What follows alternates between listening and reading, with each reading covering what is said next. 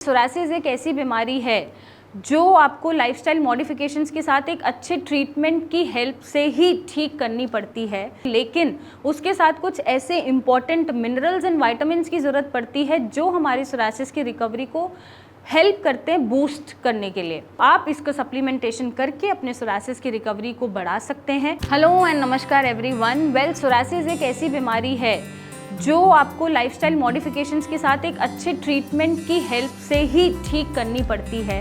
अब उस ट्रीटमेंट में आप कोई भी ट्रीटमेंट ले रहे हो, डजेंट मैटर आप मेरा ले रहे हो किसी और का ले रहे हो, लेकिन उसके साथ कुछ ऐसे इंपॉर्टेंट मिनरल्स एंड विटामिन्स की ज़रूरत पड़ती है जो हमारी सोरासिस की रिकवरी को हेल्प करते हैं बूस्ट करने के लिए।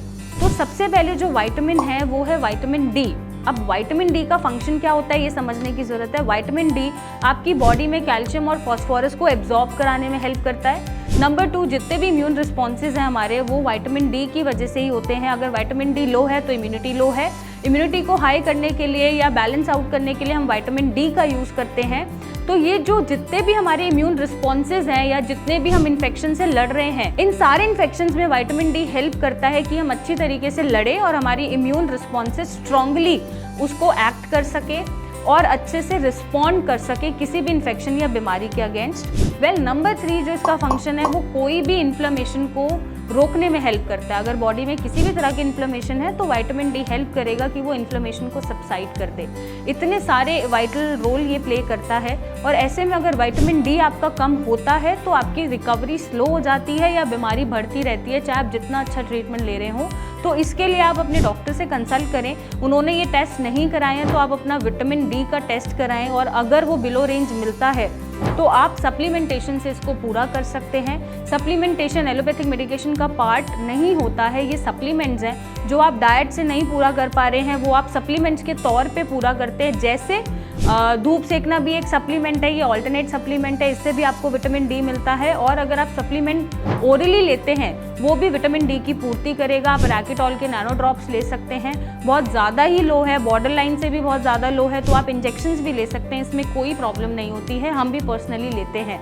वेल, नेक्स्ट जो विटामिन है वो है विटामिन B12। B12 का फंक्शन क्या है? B12 हमें रेड ब्लड सेल्स बनाने में हेल्प करता है। जितनी भी बॉडी में एब्जॉर्प्शंस हैं, प्रोटीन चेन से जो सिंथेसिस हो रहा है, एब्जॉर्प्शन हो रही है, डीएनए बन रहा है, वो सब विटामिन B12 हेल्प करेगा। जितने भी इम्यून रिस्पॉन्सेज में जो इम्यूनिटी हमारा वर्क कर रही है, जो ट्रिगर होने से बच रही है, जो इन्फेक्शंस के अगेंस्ट काम कर रही है, वो B12 ही हेल्प कराएगा बॉडी को रियलाइज़ कराने में कि इसके अगेंस्ट आपको लड़ना है, ना कि खुद की बॉडी को अटैक करना है। तो ऐसे में अगर विटामिन B12 की डेफिशिएंसी हो जाती है तो आपको एनीमिया भी हो जाता है, हीमोग्लोबिन भी डाउन चला जाता है। वो डाउन ना जाए, आपका B12 बरकरार रहे, आपकी एनर्जी बरकरार रहे, आपके red cells, DNA, protein synthesis अच्छे से चलता रहे, उसके लिए आपको B12 का सप्लीमेंटेशन करना ज़रूरी होता है। आप चाहे तो डाइट से भी इसको पूर्ति कर सकते हैं। डाइट में जैसे आप नट्स ले सकते हैं, बादाम ले सकते हैं, उसमें B12 मिलेगा आपको। आप चाहें तो जो फ़िश होती है हमारी, ओमेगा 3 फैटी एसिड फ़िश आप खा सकते हैं ग्रिल्ड फॉर्म में।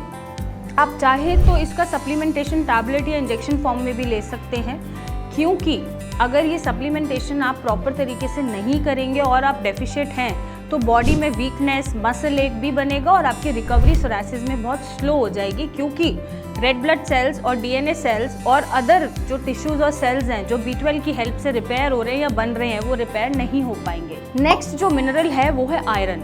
आयरन यूजुअली पेशेंट में हमें कम देखने को मिलता है जो भी सोरासिस से पीड़ित हैं या इन्फ्लेमेटरी डिसीजेस से पीड़ित हैं।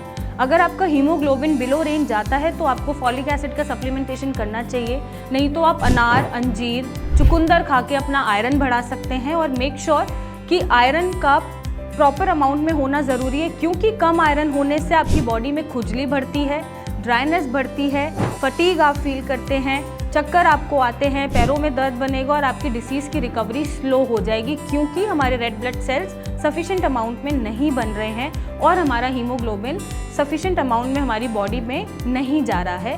तो आपको इसका सप्लीमेंटेशन करना ज़रूरी है। आप चाहे तो डाइट या फिर फॉलिक एसिड के नाम से इसका सप्लीमेंटेशन आता है, आप कर सकते हैं। ये आपको कोई हार्म कॉज नहीं करेगा, बल्कि आप देखिएगा कि आपकी रिकवरी बहुत तेज़ी से बढ़ जाएगी और सोरासिस से आप जल्दी फ्री हो जाएंगे।